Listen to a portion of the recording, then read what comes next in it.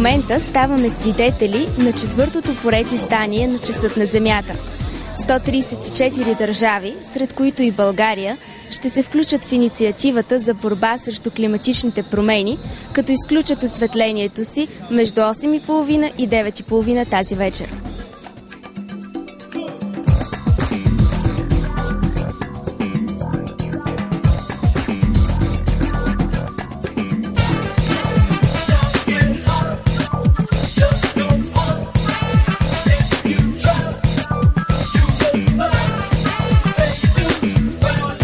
Както виждате, Стара Загора също не остана безучастна. Ученици от гимназия с преподаване на чужди езици Румен Ролан организират флашмоб събитие, с което да покажат своята съпричастност към проблема. Разкажете ни какво правите тук тази вечер и в този час. Разбрахме от училище, че ще се организира събитие в случай Часа на Земята. И решихме да дойдем, за да запалим фенери, да покажем съпричастността си към това събитие. А какво знаете за тази инициатива? Всеки ден, на 26 март, хората изгасят лампите си за 1 час и по този начин те показват, че са съпричастни към проблемите на Земята, защото те наистина са много. И ако пестим енергия, ще можем да помогнем на Земята и да помогнем да оцелее за по-дълго време. За проблемите в климата и въобще за природното действие и за антропогенният фактор се говори много. Но смятате ли, че хората наистина осъзнават какви са проблемите и правят нещо за решаването им? Според мен всички просто говорят за тези проблеми и никой на практика не предприема някакви сериозни действия, за да предотврати последиците, които се предизвикват от натрупването на въглероден диоксид и други вредни последици, като замърсяването на води, почва и така нататък. Ти как мислиш?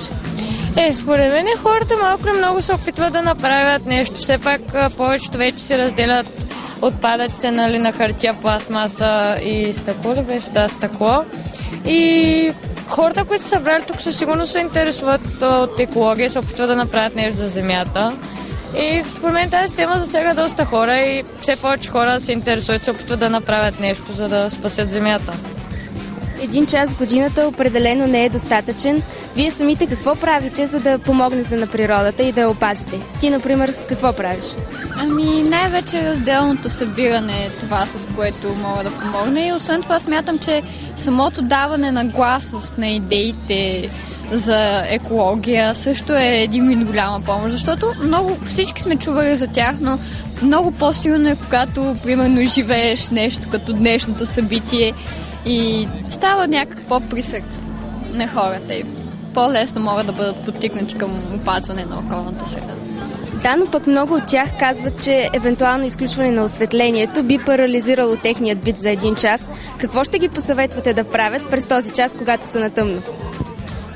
Когато са на тъмно, те могат да речем, според мен би било прекрасно, ако едно семейство започне да си говори, защото наистина човек има нужда да си поговори с близките си, но рядко има време за това. Ти какво би правила през този час на тъмно, ако не беше тук? Може би отново 1 час с приятели на свещи, само дето вкъщи.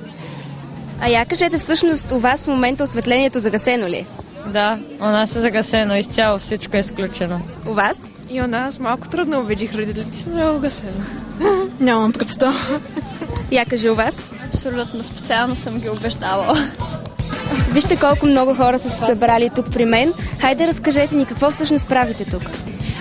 Значи ние отбелязваме Часът на Земята, което е инициатива на WWF, заедно с учениците от 9 клас на ГПЧ Румен Ролан.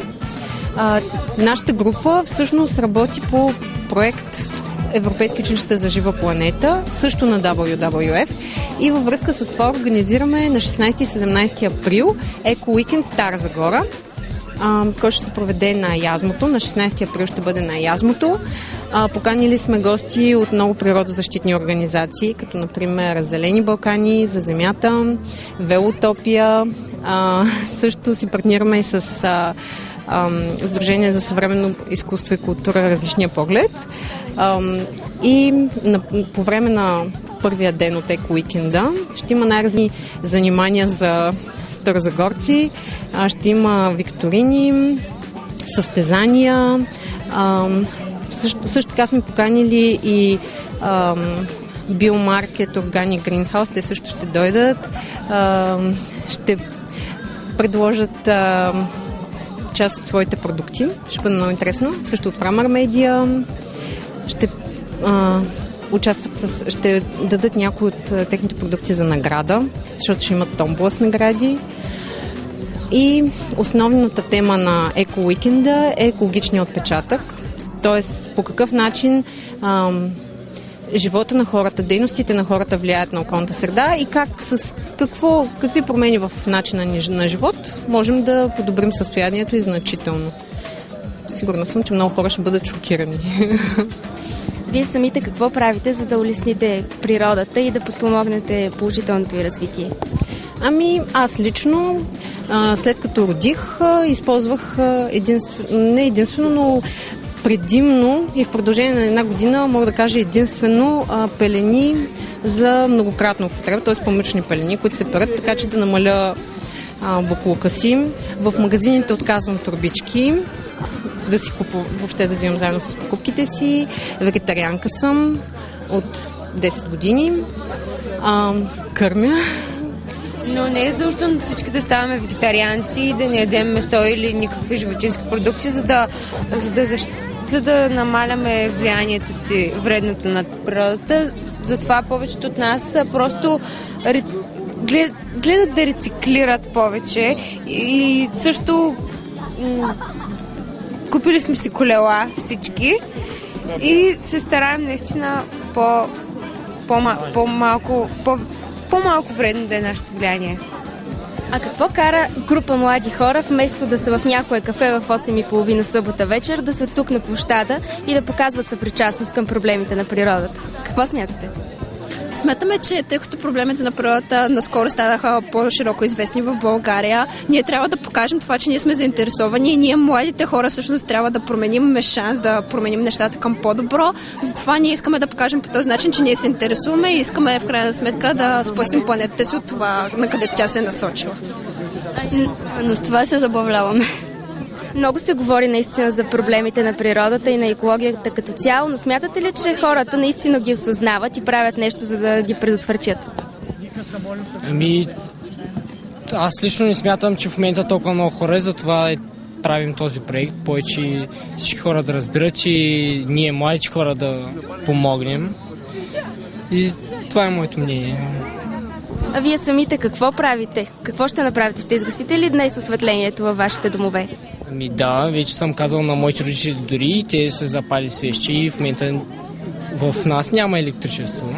А у вас има ли? Аз също съм предупредил моите родители, че използването на електроенергията е свързано с замърсяването на много на природата, защото получаването на електроенергията е свързано с много тецове, които замърсяват изключително много нашия свят и изхвърлят големи количества въглероден диоксид в атмосферата, което причинява така наречения парников ефект или да greenhouse ефект. И също така, ако се стремим към водно-електрически централи или се стремим да използваме екологична енергия, т.е. тя, която е получена от слънцето, която е получена от вятъра, от водата, смятам, че наистина ще постигнем един по-чист и красив свят. А 1 час в годината достатъчен ли е, за да се погрижим за природата? Със сигурност не.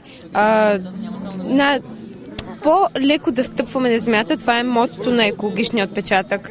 И затова целият ни начин на живот трябва да е да използваме само това, от което се нуждаем, не повече, защото за да може да се запази за повече, за да може да се запази за по-дълго, докато се измислят повече заместители, които не вредят на природата. Точно в момента е много актуален проблема за бензина, за неговото поскъпване. Вие как смятате, това влияе ли на природата по някакъв начин? Определено.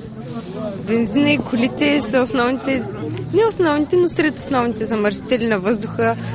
Затова много хора трябва трябва все по-често да започват да карат колела, например.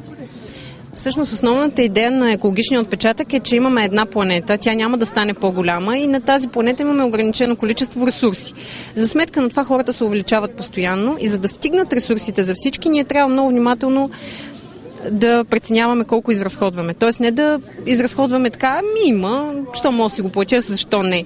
А не е така. Всъщност в един момент ресурсите ще свършат. Така че ние трябва много да внимаваме. Даже на 21 август беше отбелязан, миналата година беше отбелязан The World Overshoot Day, денят, в който всички ресурси на базата на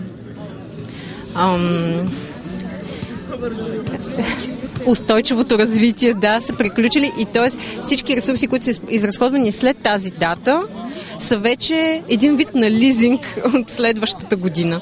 Но вие сами разбирате, логиката показва, че такъв лизинг не може да има много дълго в природата, защото тя не е банка, е нещо естествено.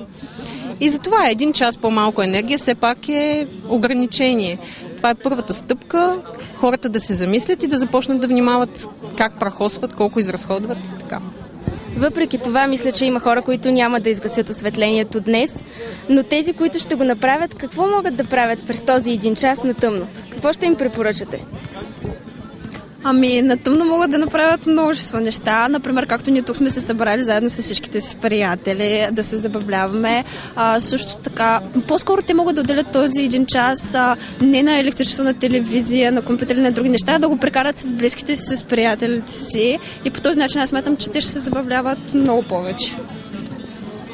И също така да се замислят на влиянието, което оказват на планетата си, защото все пак последствията от действията ни вече са ясни. Трябва сега да си променим начина на живот, за да не го направим по-късно по трудния начин. И ако днес повечето от хората са ученици от гимназия с преподаване на езици Румен Ролан, то нека другата година всички ученици да бъдат тук на площада и да бъдат съпричастни с вашата инициатива и с инициативата на много други държави по света, нали? Дано.